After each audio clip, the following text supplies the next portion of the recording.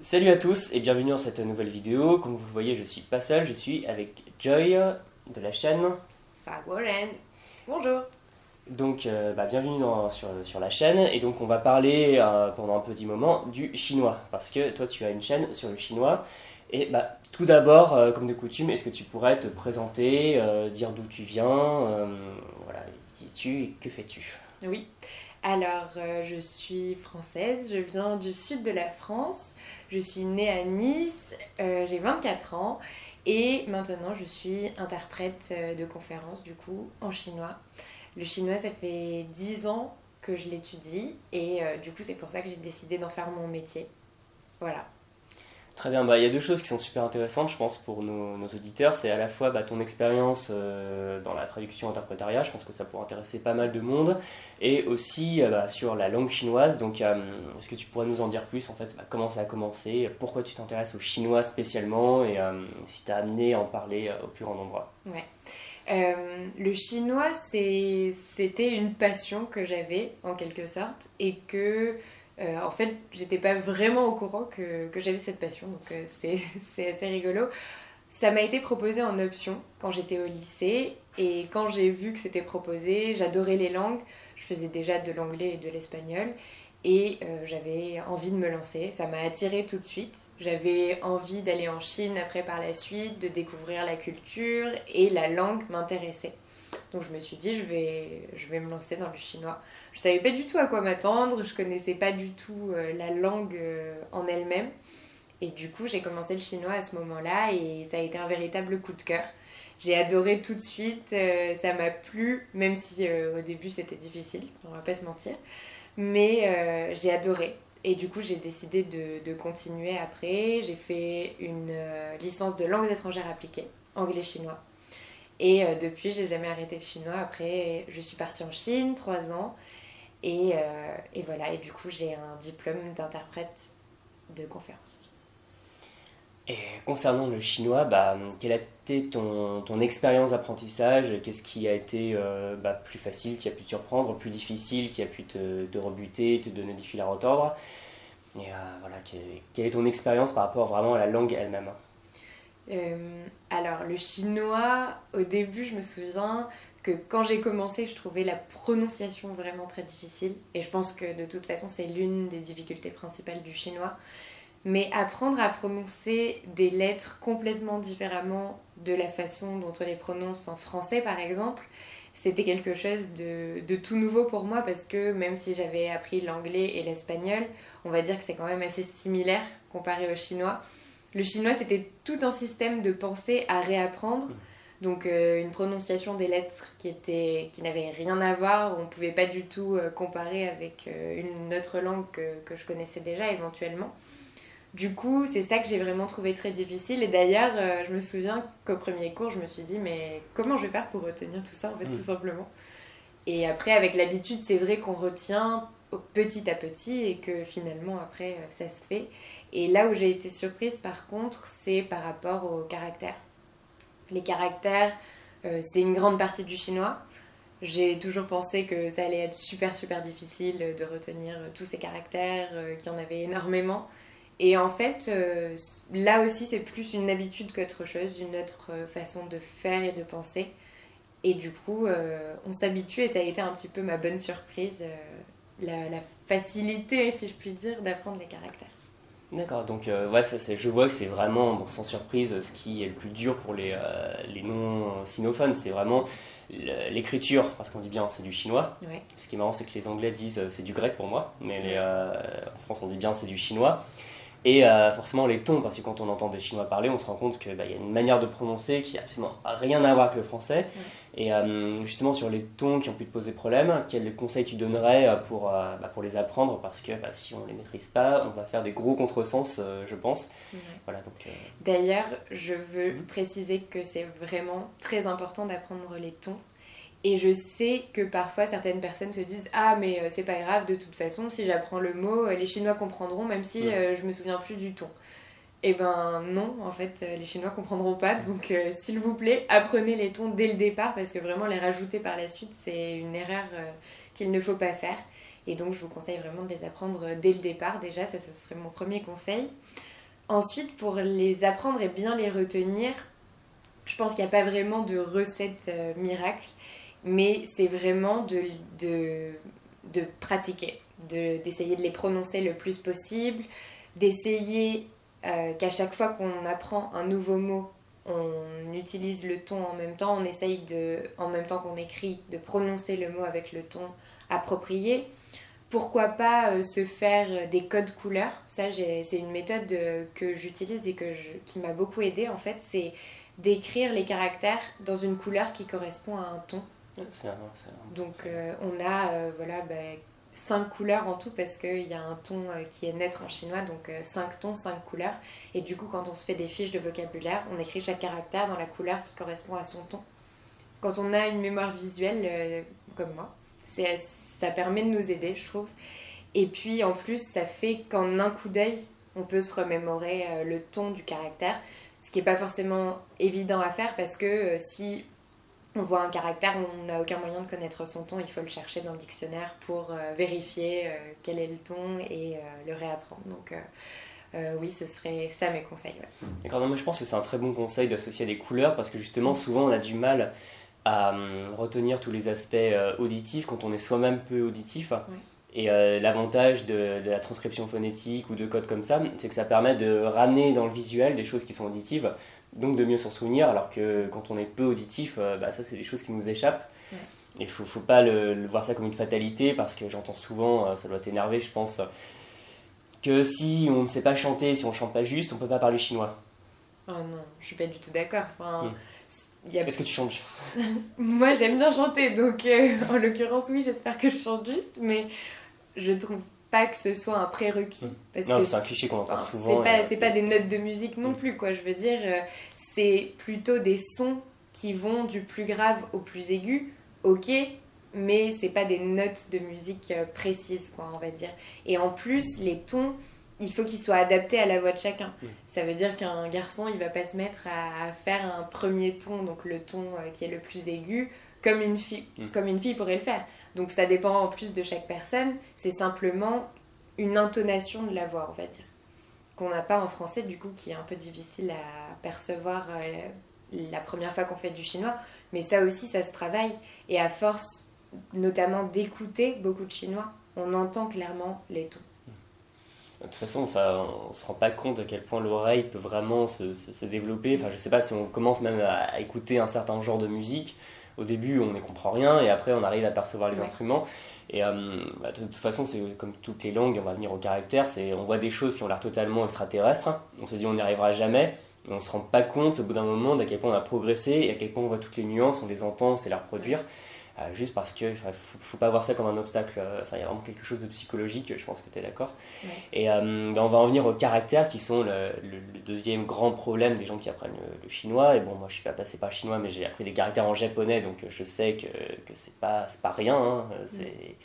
C'est pas comme un alphabet. Un alphabet, on peut l'apprendre quasiment en une semaine. Les caractères, c'est plus compliqué. Donc toi, comment tu as fait, comment tu fais à la fois pour les apprendre et pour les retenir, pour pas les oublier. Donc, quelles ont été tes recettes? Déjà, oui, il faut savoir qu'il y a énormément de caractères. Après, même les Chinois ne les connaissent pas tous, déjà. Et puis, bon, forcément, quand on est un apprenant du chinois, on en connaît probablement moins qu'un chinois lambda dans la rue, on va dire. Mais c'est vrai qu'il y a des caractères qui sont, par exemple, utilisés dans le journal et que les Chinois ne connaissent pas non plus. Donc ça... Pour moi, ça peut paraître drôle, par exemple, mais en fait, en français aussi, il y a des mots peut-être sur lesquels on peut tomber dans un article de journal qu'on ne connaît pas forcément. On ne connaît pas tous les mots de la langue française. Voilà. Ça m'est arrivé récemment de tomber sur des mots du français que je ne connaissais pas. Je me suis dit, en fait, j'apprends encore le français. Voilà. Oui, c'est ça. Donc, au final, c'est plus, comme tu disais, quelque chose de psychologique. On a l'impression que c'est insurmontable parce que c'est quelque chose qui est différent. Mais moi... je trouve pas que ce soit si difficile. En tout cas, comparé à la prononciation, je trouve les caractères quand même beaucoup plus faciles. Comment je les ai retenus? J'ai essayé de les écrire beaucoup et de faire des lignes de caractères. Donc, c'est un petit peu la méthode classique. Après, moi, j'essayais de trouver des moyens mnémotechniques, tout simplement, pour les retenir. Donc, ce que j'aime bien avec le chinois, c'est qu'on peut toujours trouver des moyens mémotechniques, même s'ils sont complètement absurdes. Déjà, ils sont propres à la personne qu'on est et comment on retient les choses. Moi, j'aime bien associer un caractère que je vois à une idée ou à son sens. Et c'est vrai que j'ai souvent fait ça. Et je sais pas, par exemple, pour le caractère qui représente la banque, ou non, je sais plus ce que c'était. Mais je sais plus, il y avait un caractère où je me disais, ah ben ça veut dire l'argent, et ça veut dire on y va, donc du coup on va chercher l'argent. J'ai à peu près la même idée, ouais. Voilà, donc il y a des choses comme ça, et au final, c'est pour ça que je trouve que les caractères, ça peut être une aide, parce qu'aussi ça peut permettre de retenir le sens. Et alors que quand on voit un caractère, a priori, on n'a aucun moyen de savoir, mais quand on apprend de plus en plus les caractères, on se rend compte que ça peut être un appui pour nous, que ça peut être une aide grâce à ça, parce qu'aussi on peut retrouver les sonorités dans les caractères grâce à certaines parties. Je sais pas du coup s'il y a ça en japonais, mais en chinois il y a des radicaux ou des clés, et en fait ça c'est des radicaux qui peuvent avoir un impact sur le sens du caractère. Donc par exemple s'il y a le feu dans un caractère, on peut se douter du coup que ça peut être quelque chose en rapport avec ça. Donc ça peut être faire bouillir, ça peut être faire frire, enfin beaucoup de verbes par exemple qu'on utilise dans la cuisine. Et du coup, en fait, apprendre des radicaux comme ça peut permettre aussi de se rappeler plus facilement des caractères et de savoir comment ils s'écrivent. Moi, c'est ce que j'appelle l'approche par Lego. Et ça marche bien. D'ailleurs, il y a une méthode qui a été utilisée. Alors, je ne sais plus si ça a été le japonais ou le chinois avant, mais en tout cas, ça a été les deux. C'est quelqu'un qui s'appelle David Heisig, je crois, qui a une méthode américaine qui s'appelle se souvenir des kanji, et l'autre, c'est se souvenir des hanzi, c'est bien comme ça qu'on dit. J'essaie de ne pas massacrer le chinois. Et la partie sur le japonais a été traduite en français, ça s'appelle les kanji dans la tête. C'est en fait, il n'y a pas la partie sur le chinois, c'est dommage. Mais c'est pas forcément partir des radicaux dans les ordres, parce que souvent il y a des listes officielles, je pense qu'il y en a pour le chinois aussi. Mais plutôt, il part pas forcément des radicaux, mais il part des petits morceaux, et en fait on se rend compte que souvent un caractère complexe, c'est jamais que la somme de plusieurs petits caractères moins complexes. Et comme ça, une fois qu'on a la logique dans la tête, ça se construit peu à peu. C'est vrai qu'on se retrouve au début avec des tas de caractères, on se dit je vais jamais y arriver. Et après, on se dit, ça c'est ça, ça c'est ça. Quand on connaît le radical, on peut chercher dans le dictionnaire. Et moi, ce que j'ai trouvé merveilleux avec le japonais, je fais beaucoup de passerelles parce qu'ils n'ont jamais que repris à leur sauce l'écriture chinoise, c'est qu'une fois qu'on la maîtrise un minimum, même si pour connaître tous les mots qui utilisent tous les caractères, c'est quand même un sacré travail, on se rend compte que ça va plus vite que, par exemple, je pense, lire du pinyin. Ah oui, largement. Et surtout que le pinyin, en fait, ça a du sens pour apprendre à la base le chinois, apprendre la prononciation, mais au bout d'un moment, par exemple à mon niveau, si on me donne un texte en pinyin, j'aurais beaucoup plus de difficultés à savoir ce que ça veut dire que si on me donnait un texte en caractère. Et ça peut paraître contradictoire parce que je sais que les gens se raccrochent beaucoup au pinyin. Est-ce qu'on pourrait rappeler ce que c'est, parce qu'on l'a balancé un peu comme ça. Oui, bien sûr. Le pinyin, c'est la retranscription phonétique des caractères, donc grâce à notre alphabet, donc l'alphabet qu'on connaît. Même si les lettres ne sont pas prononcées pareil, c'est les mêmes lettres qui sont utilisées dans cette retranscription phonétique. Donc, je sais que beaucoup de personnes se focalisent vraiment sur le pinyin et parfois même n'apprennent pas les caractères.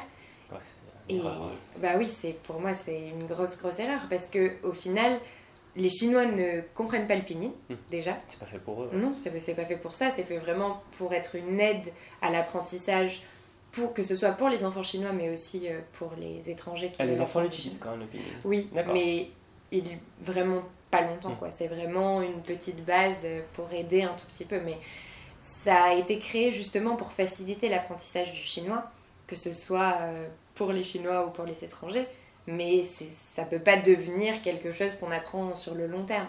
Moi, quand j'apprends un caractère, oui, bien sûr, j'écris le pinyin à côté, à titre d'information pour savoir comment le prononcer, mais c'est le caractère qui est le plus important. Et maintenant, un texte en pinyin, ça ne veut rien dire pour moi, parce qu'il y a tellement de caractères qui se prononcent de la même façon qu'un pinyin peut correspondre à peut-être 6 caractères différents. Ouais. Donc pour moi, ça n'aurait aucun sens de lire un texte en pinyin. Oui, d'accord, je comprends. Je fais encore une passerelle vers le japonais, mais c'est vrai que souvent, quand c'est écrit et que ce qu'on appelle les hiragana, c'est-à-dire l'écriture du japonais qui se substitue souvent au kanji, En fait, d'ailleurs, kanji, quand tu lis les caractères, ça veut dire caractère chinois. Ouais. Et en fait, c'est beaucoup plus dur à lire au bout d'un moment parce qu'il y a toutes les ambiguïtés au niveau au niveau des homophones, Ouais. des choses comme ça. Et c'est vrai qu'on ne se rend pas compte. C'est pour ça que quand on dit que telle langue est difficile à cause d'une différence, on ne se rend pas compte qu'en fait, la différence en question, une fois qu'on la maîtrise un peu, toutes les langues ont leur logique interne, et c'est pas fait pour nous embêter, c'est qu'une fois qu'on a la logique, on se rend compte que c'est quand même sacrément plus facile que de s'en passer. Oui, C'est fascinant ça. c'est ça. Et moi, c'est ça que j'ai adoré dans le chinois, c'est qu'il y avait une logique complètement différente de celle du français ou même d'autres langues latines que j'avais déjà apprises. Mais il y avait une logique. Et ça m'a plu parce que quand je vois le caractère, par exemple, qui veut dire la maison, c'est un toit et en dessous, il y a un cochon. C'est drôle ça. Et oui, c'est drôle, mais je veux dire, c'est quelque chose qui est du coup super logique parce que le cochon, ça représentait du coup la vie de famille, avoir des animaux, etc., etc. Et du coup, le fait de voir ça, moi je trouve ça hyper logique et facile à retenir du coup. Et une fois qu'on connaît justement cette clé du toit par exemple et du cochon, on peut les retrouver dans plein de caractères et on peut essayer du coup d'en déduire des choses aussi. C'est vrai que aussi en japonais, bon je pense que c'est peut-être pareil en chinois, il y a la suite du blé qui est dans plein de trucs liés au commerce. Je trouve ça assez sympa. Et c'est vrai que parfois on dit que le chinois ou le japonais se lisent comme un rébus, je pense que c'est quand même un peu exagéré tout de même, mais c'est vrai que, largement exagéré, mais c'est vrai qu'il y a quand même cette idée qu'une fois qu'on connaît un petit peu la logique, ça passe beaucoup plus vite. Et justement d'ailleurs, c'est une question là vraiment que je me pose parce que je connais pas grand chose au chinois, comment tu fais pour faire le lien entre la prononciation et les caractères ? Parce que malheureusement, c'est pas vraiment donné par les caractères. Justement, en fait, il y a certains caractères où il sera super difficile de retrouver leur prononciation en les regardant simplement. Mais il y a certains caractères dans lesquels il y a une partie qui peut permettre de connaître la prononciation. Et en général, moi j'ai remarqué que les caractères qui sont très similaires, mais ça marche pas à tous les coups bien sûr, mais les caractères qui sont similaires, ils ont parfois la même prononciation. Donc moi, quand j'avais à lire un texte, je sais pas, en chinois, et que au début je le lis une première fois, s'il y a un caractère que je connais pas, je le prononce un petit peu comme je pense qu'il pourrait se prononcer, parce qu'il est similaire à un autre que j'ai vu, ou alors qu'il y a un composant qui fait que je sais que ça donne la prononciation du caractère. Voilà. Donc là, on a pas mal parlé de la langue chinoise et tu m'avais dit que tu avais passé pas mal de temps en Chine. Donc, quelle a été ton expérience ? Tu y allais dans quel cadre ? Pour faire quoi ? J'ai passé 3 ans en Chine en tout, mais j'étais partie pour 1 an au départ. En fait, je suis partie après ma licence pour faire du chinois intensif, tout simplement, progresser en chinois au maximum. Et après, je voulais rentrer en France et en fait, j'ai adoré déjà le pays. Me rapprocher de la culture, mieux comprendre parce que je trouve que dans le chinois, la culture, c'est une part super importante. Enfin, dans toutes les langues, c'est une part très importante. Mais quand c'est un pays qui est aussi éloigné de nous, et en plus éloigné de nous en termes culturels, on va dire, je trouve que c'est encore plus marquant. Et j'ai adoré du coup mieux comprendre la langue grâce à la culture et grâce à ce que j'ai pu vivre sur place, mes expériences. Et en fait, j'ai trouvé un master que je voulais faire là-bas. Donc j'ai postulé et j'ai été prise. Donc je suis repartie quelques mois plus tard. C'était un master tout en chinois, c'est ça ? Oui, c'était interprétation chinois-français.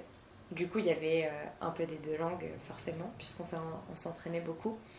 Mais la première année, c'était exclusivement en chinois. Donc c'est vrai qu'on arrive dans le pays. Moi, j'étais partie toute seule. Je ne suis pas partie dans le cadre d'un échange ou quoi que ce soit. J'étais partie, je me suis inscrite à l'université et le premier jour on arrive et puis le prof vous parle que chinois.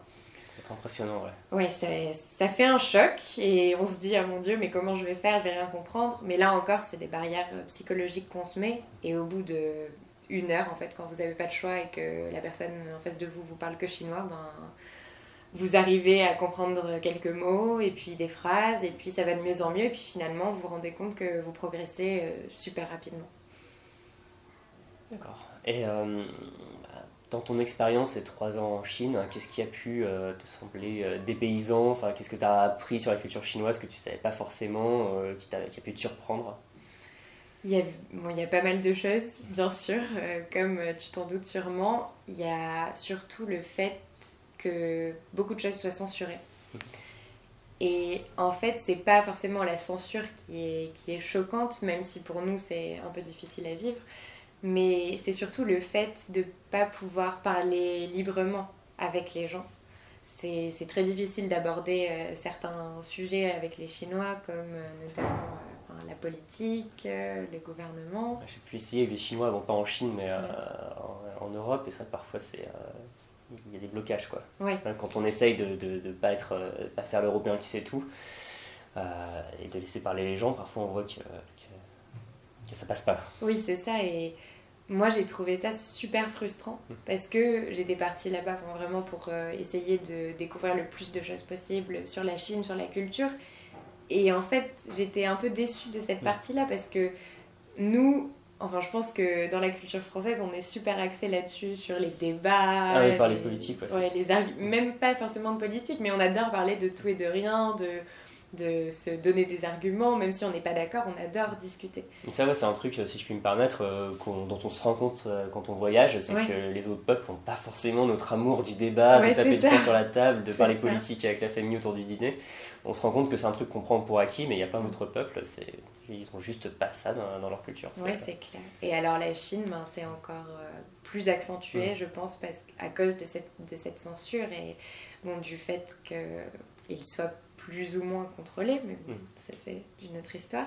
Donc il y avait ce problème-là. Enfin, pour moi, j'ai trouvé que c'était un problème parce que ça m'a handicapée pour comprendre la culture, et je trouvais que c'était une part super importante que j'arrivais pas vraiment à cerner.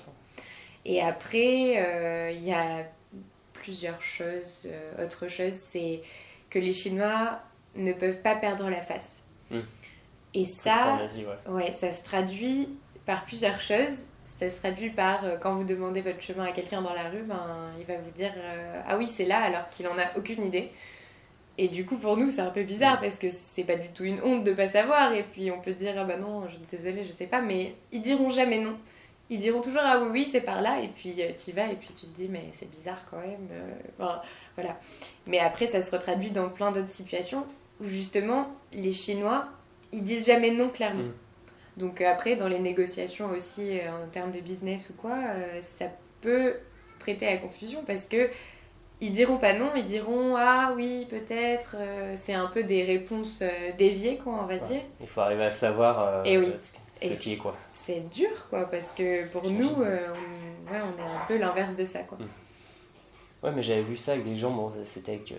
je crois que c'était des Chinois de Singapour, donc c'est presque des Chinois, et en fait qui avaient travaillé sur un projet, et en fait c'était impossible de leur dire quand ils pensaient qu'ils se trompaient ou que ça allait pas dans la bonne direction, alors que ça aurait été dit de manière tout à fait sincère, mais parce qu'on leur disait non, ne se dit surtout pas ça, sinon vous allez le vexer, parce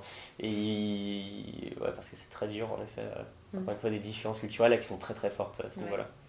Et après, ça c'est un truc, un cliché un petit peu répandu sur les Chinois, mais ils crachent partout, ils sont sales. C'est sûr que la première semaine en Chine, quand on va dans un restaurant et que tout le monde est en train de manger sa soupe en faisant beaucoup de bruit, on va dire, c'est sûr que nous, c'est pas notre idéal de la politesse et puis de la façon de manger, mais bon. Après, moi je trouve qu'on s'habitue vraiment. Je dis pas que j'en suis arrivée là moi-même, mais on s'habitue à ce que les autres le fassent, et au final, après, moi ça me choquait plus. Par exemple, il y a ma maman qui était venue me voir, et elle, quand elle est arrivée, bien sûr, elle a dit dis donc, il y a beaucoup de bruit ici, et en fait, moi je remarquais même plus quoi. Je me disais finalement on s'habitue à tout, donc c'est plus des différences culturelles que vraiment des problèmes, je trouve. Oui, mais je suis d'accord. Souvent, c'est des choses où on se dit c'est trop bizarre, trop différent, je vais jamais m'y habituer, alors qu'au bout d'un moment, on fait plus attention. Et je suis sûr qu'il y a beaucoup de choses en France qu'on fait que les étrangers vont trouver extrêmement bizarres. Oui. On me l'a déjà même fait remarquer. Voilà. Donc, on a pas mal parlé de la Chine, de sa langue, sa culture, ton expérience en Chine. Je voulais conclure rapidement parce que ça peut intéresser des gens sur ton expérience avec les métiers d'interprète et de traducteur, qui d'ailleurs, contrairement à ce qu'on pense souvent, sont deux métiers bien différents, même si on peut souvent faire les deux. Est-ce que tu pourrais rapidement dire en fait comment t'y arriver? Enfin, tu traduis de quelle langue à quelle langue? Je traduis et interprète du coup du chinois au français et de l'anglais au français. Après, je fais de l'interprétation simultanée et de l'interprétation consécutive. Donc, simultanée, c'est quand on est dans une cabine, qu'on a un casque, qu'on écoute en direct la personne qui parle et qu'on interprète en direct sans avoir le temps de la réflexion, quoi, on va dire. Et les personnes dans la salle ont un casque et écoutent l'interprétation. Et l'interprétation consécutive, c'est quand on a par exemple une réunion entre un plus petit groupe de personnes, donc par exemple 2 ou 3 personnes, et qu'on est vraiment la personne qui fait la liaison entre les deux parties. Donc la personne parle et ensuite on interprète. Donc là on a un petit peu plus le temps de la réflexion. Ce sont 2 exercices qui sont vraiment très différents parce qu'il y en a un où il faut avoir beaucoup plus de mémoire et l'autre où il faut plus être un robot en fait qui interprète, qui évite de trop réfléchir. Et voilà, donc ça c'est ce que je fais dans ces 3 langues du coup. Et pour en arriver là, j'ai fait d'abord une licence de langues étrangères appliquées, anglais-chinois. Et pour vraiment me spécialiser là-dedans, j'ai fait un master d'interprétation et de traduction chinois-français pour le coup. Et je l'ai fait en Chine parce que je me suis dit que quoi de mieux quand on est interprète en chinois d'avoir obtenu son diplôme en Chine. Très bien. Et pour terminer, est-ce que par hasard tu parles d'autres langues que l'anglais, le chinois? Enfin, si tu as une expérience d'apprentissage des langues. J'avais fait de l'espagnol du coup quand j'étais encore au collège et puis au lycée. Après, j'ai un peu arrêté malheureusement parce que justement je me suis dédiée au chinois et je suis partie en Chine, donc c'est vrai que je l'ai laissé un petit peu de côté. Aujourd'hui, je comprends encore l'espagnol pratiquement 90%, quoi, on va dire, de ce que j'entends. Et j'ai du mal à le parler par contre. J'ai retrouvé cette barrière un petit peu de la parole parce que ça fait longtemps que j'ai pas pratiqué. Mais j'aimerais bien justement aller habiter dans un pays où on parle l'espagnol pour pouvoir récupérer mon niveau. Sinon, je comprends un peu l'italien, mais je pense que quand on est français, on a un petit peu cette sensibilité. Mais non, mis à part ça, c'est tout pour le moment. C'est déjà pas mal, surtout avec le chinois. Et justement, on va terminer là-dessus. Par rapport aux gens là, qui nous regardent, qui voudraient apprendre le chinois ou qui sont en train de l'apprendre, est-ce que tu as vraiment une chose à partager qui te semble fondamentale, une injustice à réparer, enfin vraiment quelque chose d'important que tu veux dire? Une injustice à réparer. Donc j'exagère, mais quelque chose vraiment, le truc que tu vois des erreurs qui reviennent, un conseil que tu aurais aimé avoir il y a quelques années. Ouais. Ce serait vraiment d'être régulier dans son apprentissage. De pas se dire ah voilà, aujourd'hui je vais faire 6 heures de chinois, mais par contre dans 3 semaines j'en aurais plus fait du tout. Donc ça sert à rien. Et en fait, moi ce que j'aime bien dire, et je le dis aussi à mes élèves par exemple à qui j'enseigne le chinois, c'est que il vaut mieux faire 5 minutes par jour. 5 minutes c'est rien, tout le monde peut trouver ça dans sa journée, que faire 5 heures d'un coup et après plus en faire du tout pendant des mois. 5 minutes par jour, c'est vraiment rien et ça peut tout changer. Donc si j'ai un conseil à vous donner, c'est vraiment ça.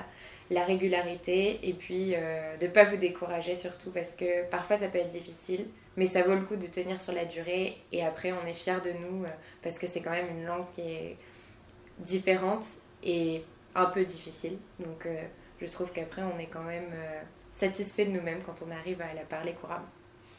Je suis d'accord, enfin, ça c'est vraiment, sur la régularité, forcément je peux qu'abonder dans ce sens et sur le fait de ne pas lâcher l'affaire.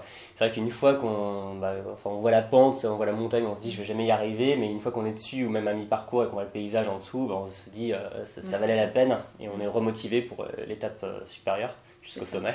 Ouais. Surtout qu'en Chine, il y a des montagnes très élevées, donc oui. C'est une bonne métaphore pour terminer. Écoute, Joy, je te remercie vraiment pour tout ce que tu nous as apporté et je te laisse nous dire où on te retrouve. Merci en tout cas de m'avoir accueilli sur ta chaîne. Vous pouvez du coup me retrouver sur ma chaîne YouTube donc, qui s'appelle Faguoren, qui veut dire français du coup. Et je publie donc plein de vidéos sur le chinois, donc si ça vous intéresse, n'hésitez pas. Très bien, en tout cas je te remercie encore, je vous remercie d'avoir regardé cette vidéo, n'hésitez pas à vous abonner à la chaîne de Joy, vous abonner à ma chaîne aussi si ce n'est pas déjà fait, et vous pouvez télécharger ma mini-formation gratuite de 40 minutes qui s'appelle 25 techniques pour apprendre votre vocabulaire et qui, je pense, va vous servir aussi pour le chinois. Et vous cliquez simplement ici. A très bientôt dans une prochaine vidéo. Salut Joy, salut.